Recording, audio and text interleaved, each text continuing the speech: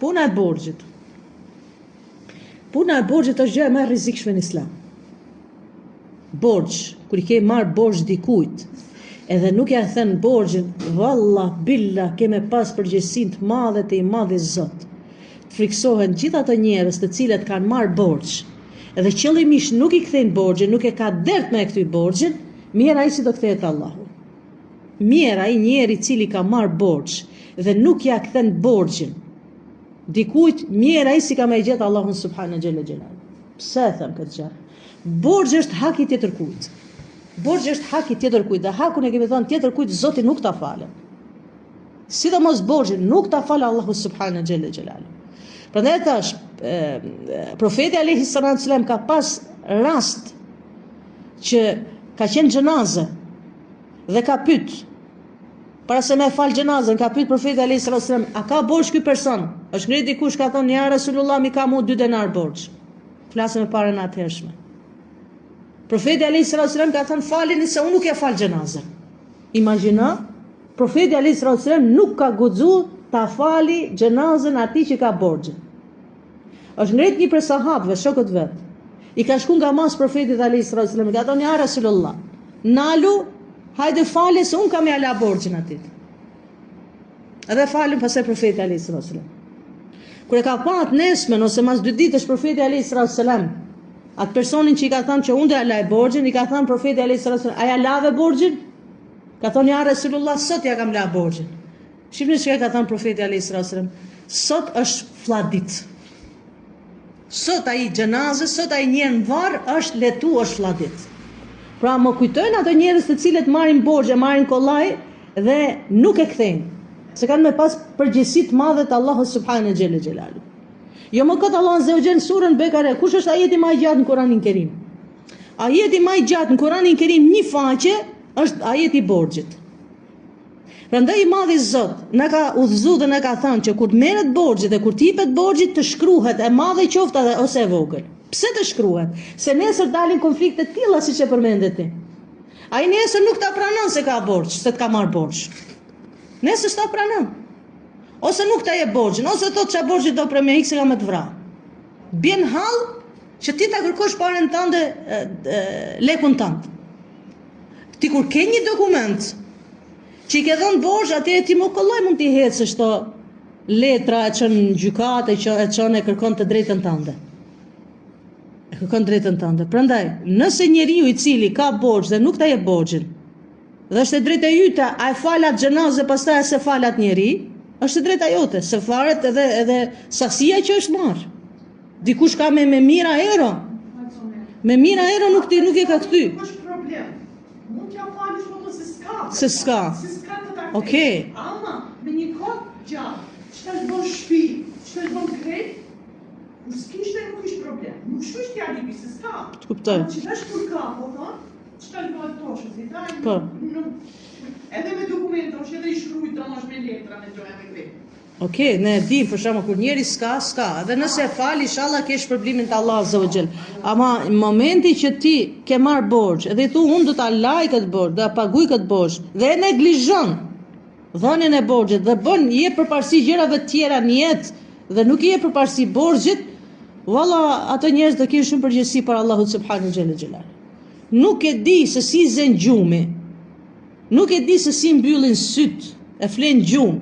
Ata njerëz të cilët kanë borxh dhe hiç nuk bëjnë hesab as llogari se nesër mund të vdesi.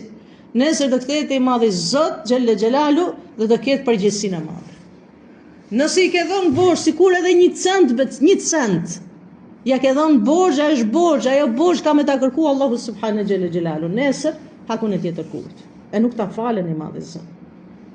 Sot është pak problem në përgjithësi, shumë pak janë ato njerëz të cilët vërtet e kanë gale borxhin, e kanë dert borxhin. Shumica njerëzve ti ke dhënë borxh dhe momenti që e kërkon borxhin, ti të vjen turp me kërku hakun tënd. Kemi anë atë kohë, të vjen turp ta kërkosh hakun tënd, të drejtën tënde. Atij që ta ka marr hakun nuk i vjen turp. Ai që ta ka marr parën nuk i vjen turp. Momenti që ti e kërkon, edhe krenohet, edhe fryhet, edhe të kërcënon. Thot a mu më gjete ti me kërku borxh se s'kam. Ama, ju kam thënë edhe përsëris, nëse ai që të ka dhënë borxh, ta kërkon borxhin dhe nuk ja jep borxhin, nëse thot në fytyrë, hasbi Allah, wa ni'mal wakil, më mjafton Allahu dhe Allahu është mbrojtësi më i mirë, friksoju se mund ndodhi diçka nesër. Friksoj se mund ndodhi diçka nesër. Se ju ka mbështet dhe ju ka anku Allahu Azza wa Jall për ty. O njerë, ti që i ke marrë borxh, nëse ai njeri i cili të ka dhënë borxh, i ankohet Allahut për ty, ki frikë Allahun se nesër mund ndodhi diçka. Pra nuk është kollaj. Prandaj nuk është mirë me marrë borxhe për gjëra që mund ti kalosh dhe nuk janë patjetër me marrë. Tamam, ndodh raste dikush bën shtëpi, dikush bën këtë, dikush i duhet patjetër. Atëherë duhet t'i bësh llogari mirë, ti mbështetesh Allahut. Nëse njeriu i cili marr borxhe i mbështetet Allahut dhe ka dëshirë me la borxhin për Zotin e Madh, nuk ka shanse që mos ta laj borxhin. Nuk ka shanse, se ka hadith profetit alayhis salatu wasalam, ka thënie i profetit alayhis salatu wasalam, s'ka thënë diçka për vetit vet. Po të gjithë shka për Allahut Azza wa Jall, në një hadith me domethënien e hadithit, profeti alayhis salatu wasalam ka thënë, kush e merr borxhin me niyetin, me qëllimin që ta laj sa më shpejt atë borxh, dije se Allahu ka më ndihmu me la borxhin. Ka më ndihmu, se si ndihmon është puna e Zotit. Ti merri sebepet. Ka raste plot atil që njerëzit kanë pas me mira era, borxh. Mi për gjumi si ka zënë, për Zotin gjumi si ka zënë prej galës dertit borxhit. Prandaj arabët e kanë një thënie, thotë borxhi është galja derti natës dhe poshtrimi ditës. Derti natës se nuk len rahat me flet gjumë, ta prish gjumin, e ke galje qysh tek. Poshtrimi ditës, ti kur ta shikosh atë njeriu i cili ke marr borxh, duket vetja pak si më poshtë. Flasim për ato njerëz që e kanë gale dhe kanë derë se si me la atë borxh. Pra nëse njeriu e merr me niyetin me la borxhin, e merr borxhin dhe me qëllimin që ta laj sa më shpejt për Zotin e Madh, Allah Azza wa Jall ka më ndihmu dhe Zoti ka më furnizu kasja pret mendje. O me yattaqillah yaj'al lahu makhraja wa yarzuqhu min haythu la yahtasib.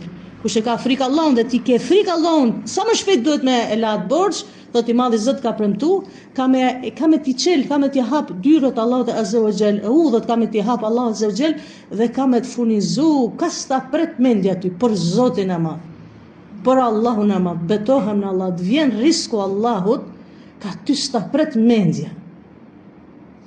Vjen risku Allahut, ka sta pret mendja, vetëm t'jesh me zemrën e pastër, vetëm ta kesh dëshirën edhe qëllimin sa më shpejt ta lash atë borxh për Zotin Allah Azza wa Jall ka më ndihmu dhe ti ke muhabit se si ke la ato borxha.